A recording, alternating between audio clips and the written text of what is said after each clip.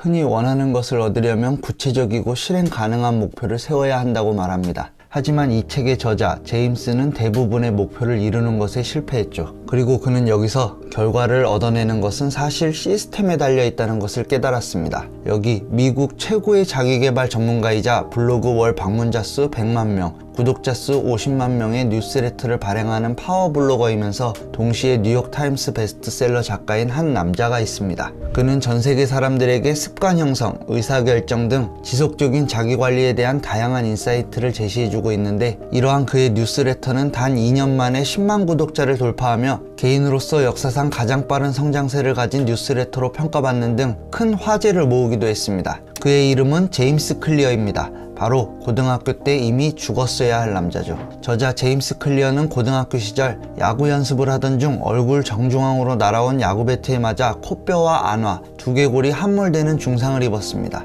제임스는 이 사고로 인해 무려 3번의 심정지를 겪었습니다. 결국 병원에서는 그의 부모님에게 신부와 사회복지사를 보내주기까지 했었죠. 마지막을 준비하라고 말입니다. 하지만 그날 밤 그는 죽지 않았습니다. 살아남은 그는 걷는 것마저 연습을 해야 하는 처지에 놓이게 되었고, 인생의 전부였던 야구에서도 자연스럽게 밀려나며 절망했습니다. 하지만 여기서 멈출 수 없었습니다. 침대에서 일어나기 시작했을 때부터 그는 서서히 아주 작은 습관부터 바꾸어 나가기 시작했습니다. 그가 일으킨 아주 작은 습관의 기적은 굉장했습니다. 수면부터 공부, 재활, 근력 훈련까지 모든 것을 습관화하며 인생의 장표를 차곡차곡 쌓아올린 그는 이윽고 야구 배트 사고가 있고 난 후로부터 6년 뒤 데니슨 대학교 최고의 선수이자 ESPN 전미대학 대표 선수로 지명되고야 말았습니다. 또한 8개 분야에서 최우수 성적을 받았고, 최우수 졸업생에게 수여되는 학장 메달을 수상하며 대학을 졸업하는 쾌거를 이루었습니다. 그가 일궈낸 것들은 정말 기적일 뿐이었을까요? 이에 대해서 저자 제임스 클리어는 이렇게 말합니다. 하루아침에 믿기지 않는 성공을 거두는 케이스는 흔하지 않다. 자잘한 승리들과 사소한 돌파구들이 모여 점진적인 성공을 이뤄내는 것이다. 자, 지금부터 제임스 클리어가 전하는 기적보다 더 기적 같은 성공의 비결, 아주 작은 습관의 힘에 대해 설명해 드리겠습니다.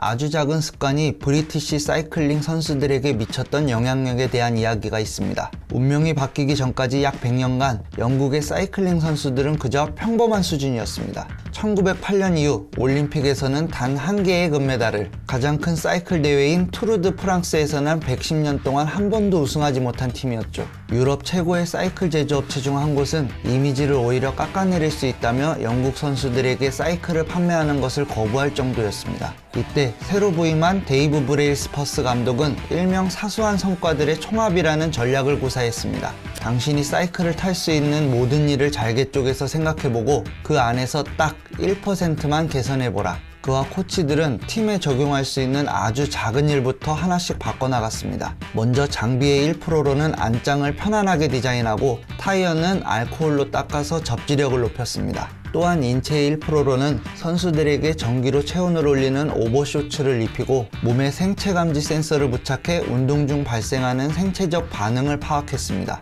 그리고 마지막으로 관리의 1%로 각 마사지 젤의 근육 회복력을 테스트하고, 외과 의사를 고용해 각 선수마다 적합한 손 씻기법을 가르쳐 감기에 걸릴 확률을 낮췄습니다. 어찌 보면 별로 티도 안 날 법한 일들이었을 텐데요. 놀랍게도 이런 사소한 조정의 결과는 빠르게 나타났습니다. 그가 영입된 지 겨우 5년 만에 그가 관리하는 브리티시 팀은 2008년 베이징 올림픽에서 전 종목을 통틀어 60%의 금메달을 석권하였습니다. 그리고 4년 후 런던 올림픽에서는 9개의 올림픽 신기록, 7개의 세계 신기록을 경신했고, 110년간 파리만 날렸던 투르 드 프랑스에서는 최초로 우승을 거두었죠. 이 우승은 이후에도 무려 6년간 총 5번의 우승으로 이어졌습니다. 왜 이런 일이 일어난 걸까요? 그가 엄청나게 운이 좋았던 걸까요? 우리의 인생에서 어떤 중요한 순간은 과대평가되는 반면 매일의 사소한 진전들은 과소평가되기 쉽습니다. 1%의 성장은 당장은 눈에 띄지 않지만 장기적인 관점에서는 큰 차이로 나타나게 될 수밖에 없습니다. 왜냐하면 습관은 복리로 작용하기 때문입니다. 돈이 복리로 불어나듯 습관도 반복되면서 그 결과가 곱절로 불어난다는 거죠. 매일 1%씩 성장할 경우 어떤 변화가 일어날까요? 1년간 1%씩 퇴보할 경우 0.03, 1년간 1%씩 성장할 경우 37.78이라는 결과치가 나옵니다. 퍼센트로 생각해보면 그 결과가 더욱 크게 느껴지죠. 이처럼 작은 습관들의 영향은 시간이 지날수록 커집니다. 매일 1%씩 나아진다면 1년 후에는 약 37배 성장해 있을 겁니다. 물론 이런 생각이 드실 수 있습니다. 지금 당장 돈을 조금 아낀다고 해서 백만장자가 되지는 않습니다. 사흘 연속 체육관에 가도 멋진 몸이 만들어지진 않겠죠. 또 오늘 밤 1시간 동안 중국어를 공부한다고 해도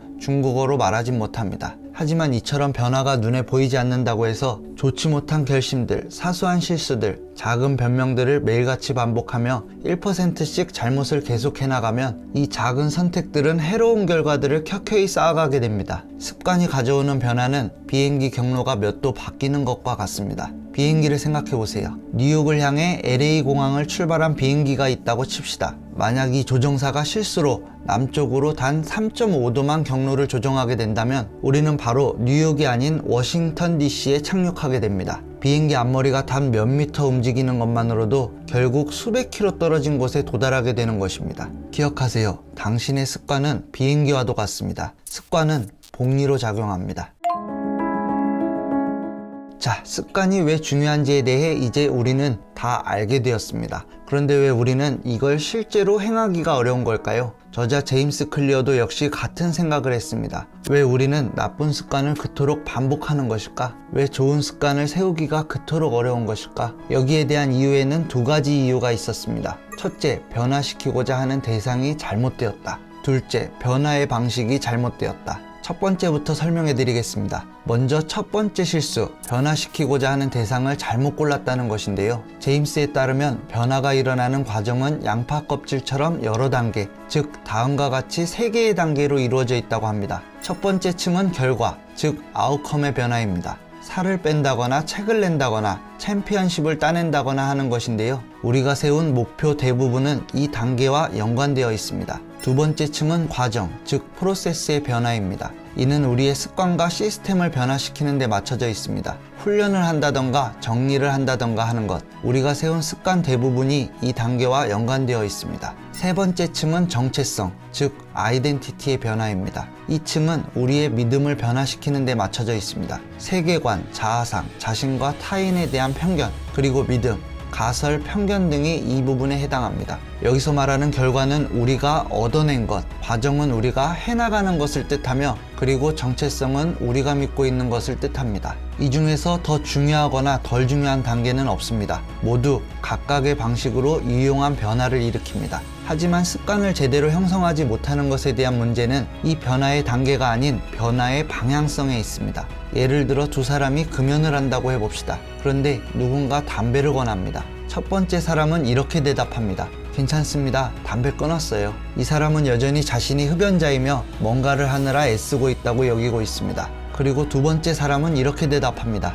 괜찮습니다. 전 흡연자가 아니거든요. 작은 차이가 있죠? 하지만 이 대답은 무슨 뜻일까요? 바로 정체성을 바꿨다는 신호입니다. 이전에는 흡연자였지만 지금은 아니라는 말이죠. 이런 사람들은 더 이상 자신을 흡연자와 동일시하지 않습니다. 이처럼 많은 사람들은 자신이 얻고자 하는 것에 초점을 맞춰 습관을 변화시키려 합니다. 하지만 이러한 태도는 결과 중심의 습관을 형성하게 됩니다. 본질적인 동기가 최종적인 결과로 나타나는 것은 습관이 정체성의 일부가 될 때 가능해집니다. 나는 이런 것을 원하는 사람이야 라고 말하는 것은 나는 이런 사람이야 라고 말하는 것과 매우 다릅니다. 연구에 따르면 사람들은 자신이 어떤 유형의 사람이라고 믿을 경우 그 믿음과 일치하는 방향으로 행동하는 경향이 있다고 합니다. 이처럼 진정한 행동 변화는 정체성 변화에 있습니다. 원하는 결과를 위한 습관을 시작할 수는 있지만 이 습관을 꾸준히 유지하는 것은 오직 그것이 자기 정체성의 일부가 될 때뿐입니다. 기억하세요. 목표는 책을 읽는 것이 아니라